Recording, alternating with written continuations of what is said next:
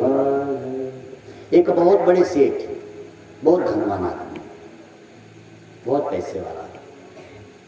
अचानक एक दिन रात को उसको बड़ी बेचैनी होने लगी। कई डॉक्टर को बुलाए, दवा खाए, लेकिन ठीक नहीं हो रहा था, बेचैनी जा ही नहीं रही थी। सेठ को लगा कि आखिर मुझे हो क्या गया है। डॉक्टर ने आके चेकअप किया, बोले सेठ जी कोई दिक्कत नहीं आपको, बोले लेकिन मैं घबरा रहा हूँ, मुझे बेचैनी हो रही है। डॉक्टर ने कुछ दवाएं दी, दवाएं ली, लेकिन आराम नहीं मिल रहा। अब कुछ हुआ होता तो उनको कहीं एडमिट कराया जाए। बच्चे परेशान, पत्नी परेशान, नौकर परेशान। सेठ को लगा कि जरा टहल लिया जाए। 9-10 बजे तो चेकअप कराया। 11 बजे के लगभग अचानक किसी को बिना बताए सेठ जी घर से निकल गए। घर में बेचैनी हो रही है, चलो जरा टहल के देखते। अब कुछ दूर टहलते टहलते निकल गए, काफी दूर। पैदल चलने से थकान महसूस हुई तो एक मंदिर के पेड़ की छांव में बैठे। ऐसे आपके यहाँ मंदिर है, वहां थोड़ी सी उनको शांति का अनुभव होने लगा, क्योंकि मंदिर का वातावरण है। रात को 12-1 बज रहे, लगभग 12 बज रहे थे। अब सेठ जी थोड़ा सा घबराहट उनकी कम हुई थी, शांति का अनुभव कर रहे थे। इतने में एक कुत्ता आया, उनकी चप्पल लेके भाग चला। जब एक चप्पल लेके भागा तो सेठ जी, हाँ चप्पल कैसे छोड़ रहे? सेठ जी पीछे पीछे दौड़े, मेरा चप्पल दे। कुत्ता चप्पल लेके भागा, सेठ पीछे पीछे दौड़े। कुत्ता समझ गया कि चप्पल छोड़ेगा नहीं। एक छोटी सी झुग्गी, गरीब जहां रहते ना सड़कों के किनारे, वहीं ले जाके चप्पल छोड़ा कुत्ते ने और भाग गया। सेठ जी अपनी चप्पल पाए और थोड़ा सा राहत महसूस हुई, मेरी चप्पल मिल गई है।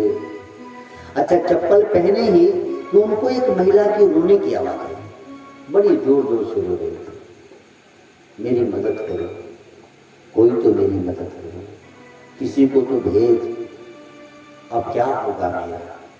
सेठ को आवाज आई, छोटी सी झुग्गी है, टूटी फूटी है, देखा तो अंदर एक महिला रो रही है। सेठ के मन में आया कि जाके पूछूं, फिर सोचा कि रात का समय है, पता ना कौन क्या सोचेगा, भाई इस झमेले में क्यों पड़ना। सेठ जी वापस आने लगे तो उनको घबराहट फिर बढ़ी। मन में आया विचार कि अच्छा पूछ लेने में जाता ही क्या है, मेरी उम्र भी काफी हो गई, कोई क्या सोचेगा, थोड़ी कुछ पूछ लेते। सेठ जी ने दरवाजा खटखटाया, दरवाजा बंद ही नहीं था, थोड़ा खटका मारा तो खुल गया। देखा एक महिला रो रही। सेठ जी ने पूछा, देवी क्यों रो रही है? उसने इशारा किया खाट की तरफ। महाराज, 4 बेटों में से एक बचा है, पति पहले चला गया, आखिरी सहारा यही है, काफी बीमार है और इसके इलाज के लिए मेरे पास पैसे नहीं है।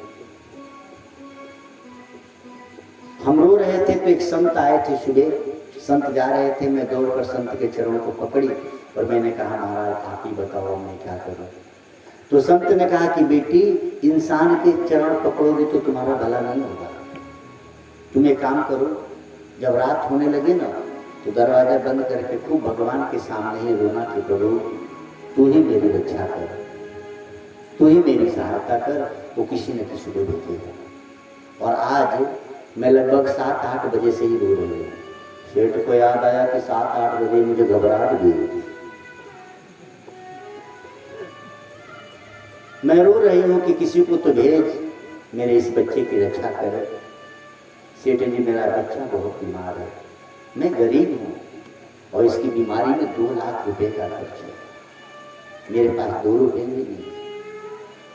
ये सेठ पैसे वाला है, भगवान को नहीं मानता था, लेकिन सेठ सोच में पड़ गया कि ठीक 8 बजे से मुझे घबराहट हुई और जब से मैं यहाँ आया हूँ मेरी घबराहट शांत हो गई है, कोई तो है। संत ने इससे कहा कि तू संसारियों के सामने मत रो, मत मांग, कोई नहीं देगा, तो उसी को पुकार, वो तुझे देगा। सेठ फोन करके एम्बुलेंस को बुलाया, बच्चे को उसमें बिठाया, रात का समय है, सेठ स्वयं पहुंचता है अस्पताल, बड़े आदमी है, तुरंत 2 लाख रुपए की फीस भरता है बेटे के दवा का, और जब घर आता है तो आराम की दिन बच गया। शाम को सेठ पुनः अस्पताल गया। बेटे का ऑपरेशन हो चुका था, बेटा स्वस्थ था। आज इस सेठ को समझ में आया है कि सेवा से बड़ी कोई साधना नहीं। किसी गरीब गुरबे की सेवा, घर में हमारे कोई बुजुर्ग हो उनकी सेवा। ऐसा ना सोचो कि मैं अकेले क्यों करूं, बाकी लोग बैठ के क्यों खाएं। तुम ये सोचो कि मुझे अकेले को इतना पुण्य मिल रहा है, इतने लोगों को बना के भोजन करा दूं, इससे बड़ा पुण्य क्या हो सकता है। सोचने का ढंग बदल दोगे तो जीने का ढंग बदल जाएगा। हर बहू सिर्फ ये सोचने लगे कि मैं सबकी सेवा करूं, सेवा से बड़ा कोई साधना नहीं, तो सोचो किसी घर में झगड़ा होगा ही नहीं। झगड़ा इसी बात का तो है, झगड़ा इस बात का नहीं है कि घर में चावल नहीं है, दाल नहीं है। झगड़ा इस बात का है कि हम ही क्यों करें। कितनी छोटी बुद्धि हो गई हमारी। झगड़ा तो इस बात का होना चाहिए कि मैं ही करूं, लेकिन यहाँ तो झगड़ा इस बात का है कि मैं ही क्यों करूं। बस थोड़ा सा बदल दो। झगड़ा इस बात का होना चाहिए कि मैं ही करूंगी, तुम अकेले क्यों करोगी। यहाँ झगड़ा है कि मैं ही क्यों करूं, तुम क्यों नहीं करोगे। थोड़ा सा बदल दो सोचने का ढंग, तो जीने का ढंग बदल। तो शिव पुराण की कथा से सीख क्या लेनी है कि हमको सेवक बनना है। साध्य क्या है तो शिव, और पाने का तरीका क्या है तो सेवा। सेवा करो तो शिव।